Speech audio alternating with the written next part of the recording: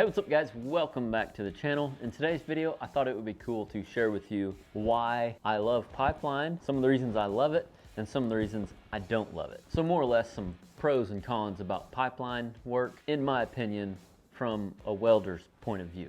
For those of you who may not know, I'm Austin Ross. I've been a welder for about 15 or 16 years, but I traveled and pipeline welded for about 8 of those years. I absolutely enjoyed it, but I would be sugarcoating it if I didn't share with you some of the things that I didn't like about it. So let's start with the reasons I loved pipeline work. Number one, I loved the feeling of being needed. I loved that my skill set was needed. It's a good feeling just being needed. Us as humans, I think that's something that we just need, or that it's a part of our nature to be needed. But the fact that my skill set was needed was just a very rewarding feeling. My skill set was needed to pass a weld test to even get my job. My skill set was needed to pass x-ray every day, every weld that I made on that job. So that's one of the biggest reasons I loved, and I still love pipeline work, is the feeling of being needed. It's very rewarding. Another reason I love pipeline work is the thrill, the challenge, and the freedom, I guess you could call it, of the open road.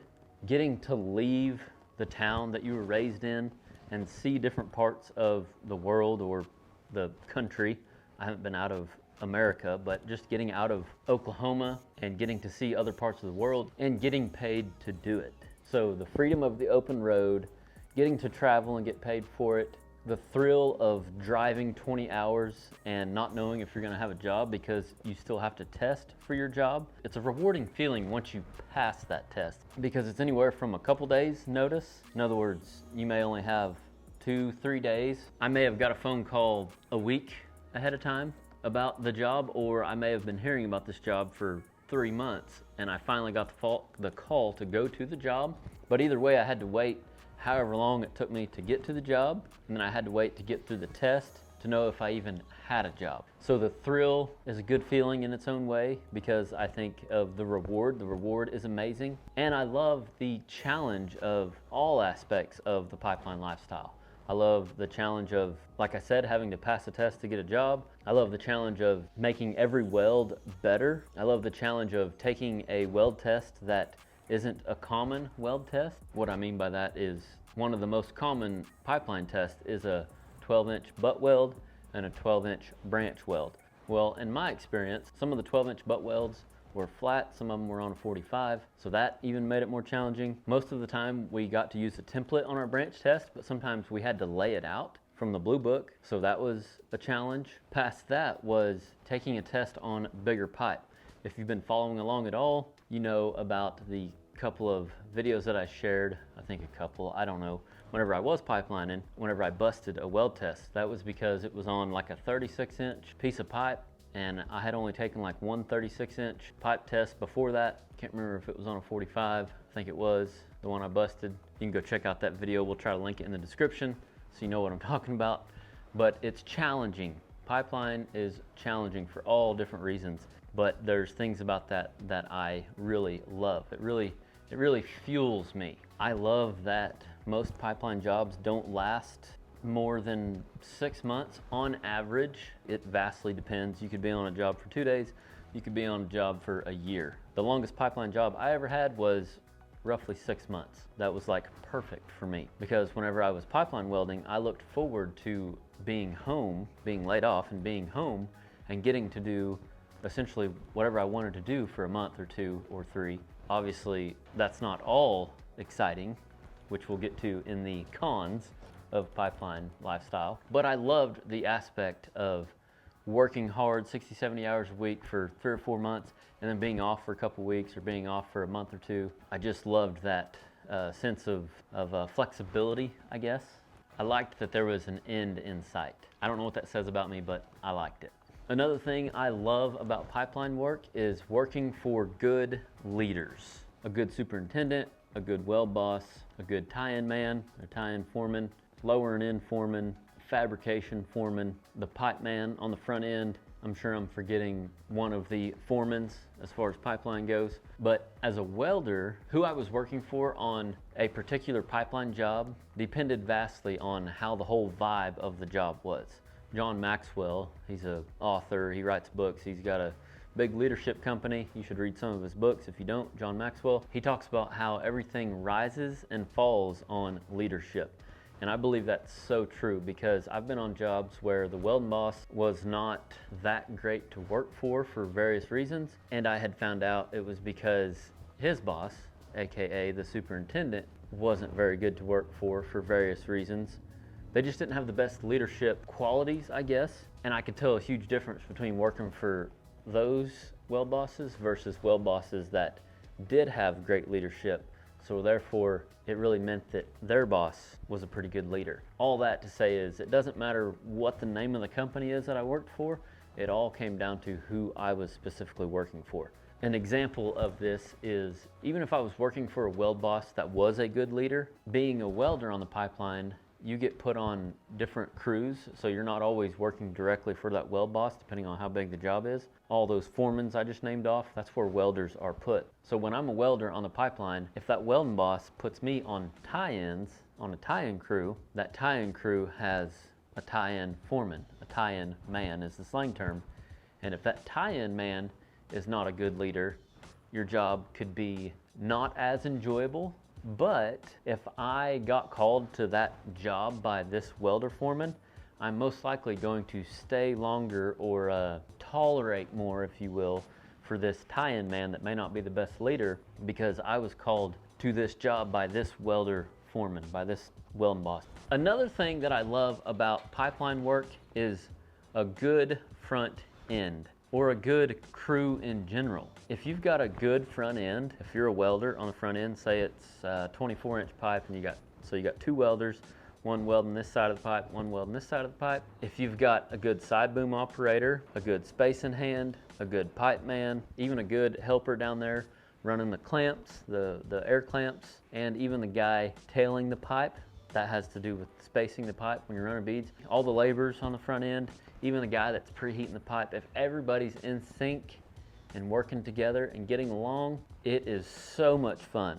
So one of the things I love most about pipeline work is a good team, a good crew. The same goes for a good tie-in crew, lowering in crew, fab crew, the whole nine. Whatever crew you're on, the same goes for all different crews. The morale, if the morale is good and everybody gets along, it's awesome. It's a lot of fun.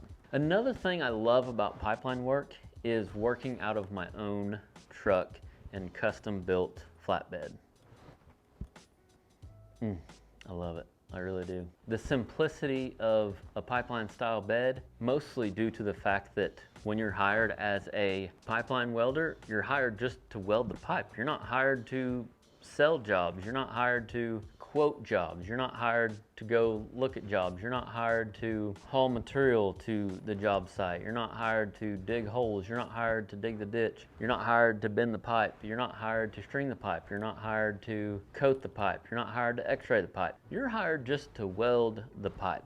And I don't say that as a like a prima donna, or like a all I'm here to do is weld pipe. That's not what I mean. There's a lot that goes into being a good welder on pipeline. You know, there's a lot of things, you know, that you can do that includes welding the pipe. You can be there when they're digging ditch, asking questions. You can, you know, that way you know about what's going on with elevation. You can be there whenever they're laying out to set in a valve, you know, again, elevation. You can learn a lot of different aspects about what goes into making a good weld. You know, if you can learn a lot about what's behind the bevels, what's outside the bevels, it makes you a better welder. So all that to say is, whenever I say hired just to weld the pipe, I don't mean that you just step out of the truck, the weld's ready, spaced for you, whatever. I mean, you're just concerned about the welding aspect, which entails a lot, but it doesn't entail the whole pipeline job. It's a prime example of delegating. So since my wife and I are in the process of building our own business right here at home, I've really learned a lot over the years about why it's more challenging sometimes to be here at home building a business. And one of those reasons is because whenever I'm here running my own business, I have to do more than just weld the fence. I have to talk to customers, sell jobs to customers, go look at jobs. I have to dig the holes. I have to set the posts on fence. I have to haul equipment. I have to rent equipment. I have to haul material. I have to source material. I have to do all this stuff that I didn't have to do on the pipeline. So that's one of the reasons I've realized why pipeline is so enjoyable. It's because you're hired to do a niche thing. All that to say is I love working out of my own truck, and I love that there's only a certain amount of tools that you got to carry being a pipeline welder. It just feels more organized and you feel more on top of things.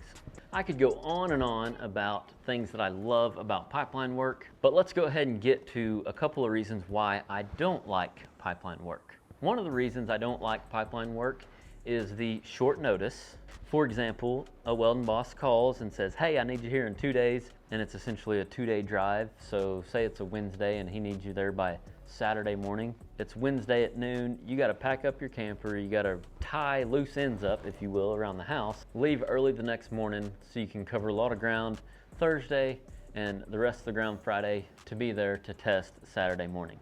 It's really stressful. That's one of the things I don't love about it. But you know, the older I get and you get married, I don't have any kids yet, but I can imagine having kids is worse. It's really stressful. And then you got to test whenever you get there. So stress is the last thing you need, usually, or at least a lot of it, on test day. It's not the best scenario for having to pass a test. You spend, you know, $600,000 in fuel just to get somewhere, and then you got to make sure you pass that test so you can make that $600 back, and then make money to pay rent, and then make money to pay your bills back home. You got to be somewhere for a good month or two, depending on your financial situation, before you even get your feet back underneath you to actually start making money, because there's so many expenses.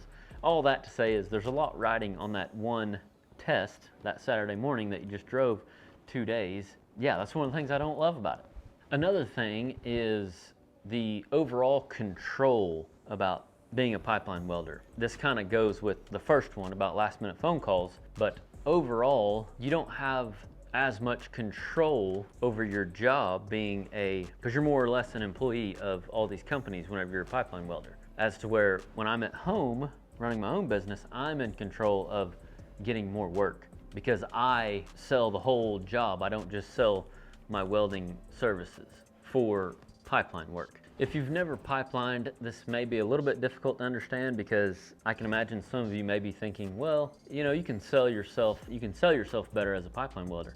Yes, you can, but what happens, a scenario that comes to mind is you're waiting for a job to start, a job for this welding boss that you like working for. He took good care of you on the last job, and he said, it's gonna be 2 weeks. We're gonna test welders in 2 weeks. 2 weeks goes by, well, they pushed it back because they're waiting on permits. Okay, well that 2 weeks turns into 3 weeks, turns into 4 weeks. And as these weeks are going by, you get a phone call to go work for another weld boss. Maybe he's not the best weld boss, but maybe he's another good weld boss, whatever the situation is. You have to then decide, do I keep waiting on this? It'll be next week, it'll be next week. Am I gonna let this guy 2 week me to death? This whole time, you're not making money, you know. You're more or less on standby, and standby doesn't pay the bills.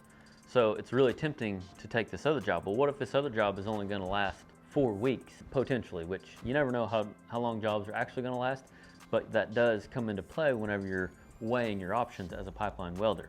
The reason you're holding out for this job is because this welding boss is extremely good to work for, and this job is supposed to last 3 to 4 months, not 3 weeks or 4 weeks. So you see the dilemma that you quickly get in being a pipeline welder. It's super stressful, and that's one of the reasons why pipeline welders are notorious for dragging up in the middle of a job, because they may be on a job that is gonna last 2 more weeks, but there's another job starting in 3 days that's gonna last 6 months potentially, and a really good welding boss.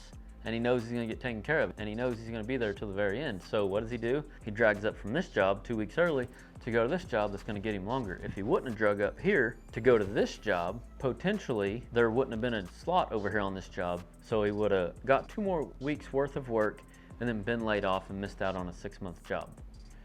Whew. You see the dilemma?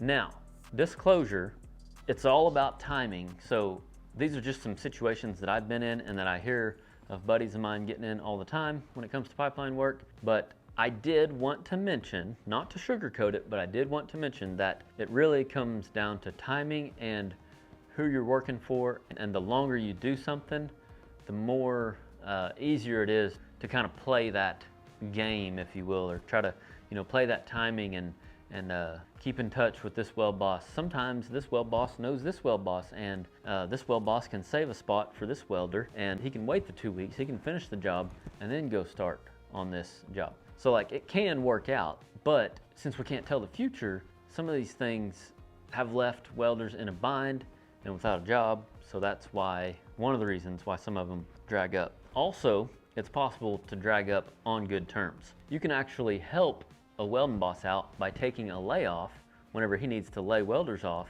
That way you can take this other job that's starting. So like I said, sometimes it can work out, but there's a lot of times where it doesn't work out that great. So it's just something to be aware of. And that's one of the reasons I don't love pipeline work, because you don't have as much control as you do over your own situation, like we are doing and building right here at home right now. Another reason I don't particularly love pipeline work is running into, oh, I forgot to mention another reason I like pipeline work, which is meeting new people. And meeting people that I worked on a job with 2 years ago on another job 2 years later, and it's just cool to catch up with them, yada yada. Back to the cons of pipeline. The other side to that is meeting people or going to work for people that are not that great to work for. Putting it in terms like I used earlier, going to work for people that are not so good leaders. This is a little more common when starting out, because you're trying to get your name out there and you don't really know anybody. You might be cold calling, so you might run into somebody that says, hey, yeah, I need you here, in 2 days, or I need you here tomorrow, it's 5 hours away, whatever. I need you here tomorrow to test. The pay is 45, 16, and 150. And you get there and the pay is really like 40, 15, and 50 or something. You know what I mean? It's not what they said it was. That's one of the reasons I don't love pipeline work. Dishonest people. I can't think of much else that I don't love about pipeline. Wait a minute, I just thought of one. I don't particularly love hard hats, safety vest, and steel toe boots. But with that being said, it's all for good reason. When you're working around a lot of people on bigger jobs, it really is and can be a lifesaver to wear a safety vest and a hard hat and steel toe boots. So just wanted to throw that one in there, because sometimes as a welder it can be a pain. But anyway, at the end of the day, it's all good stuff, good for us. That's pretty much it. That's all I can think of as far as the cons of pipeline life. I'm sure there's several more that I can think of if I really sit here and think about situations I've been in and stuff. But with that being said, you as an individual, me as an individual on a pipeline job or at home building my own business, because there's a lot of challenges to building your own business too, and a lot of things I dislike about being home and building my own business. Either way, no matter what you do have the choice to control what you do or say or react to, learn from. In other words, if something crappy happens to you on a pipeline job, or you bust a test, like I've done a couple times, a few times whenever I was pipelining, I had the choice to try to find the silver lining in the situation. Learn from the situation. That's the best thing that can happen from things that are out of our control, is then reacting to it in a way that makes us better. Thanks for joining me today. Hope you have an awesome weekend. Let me know if you have any questions. You can text me at 405-643-7176. Cheers to the coffee drinkers, and remember, learn something every day.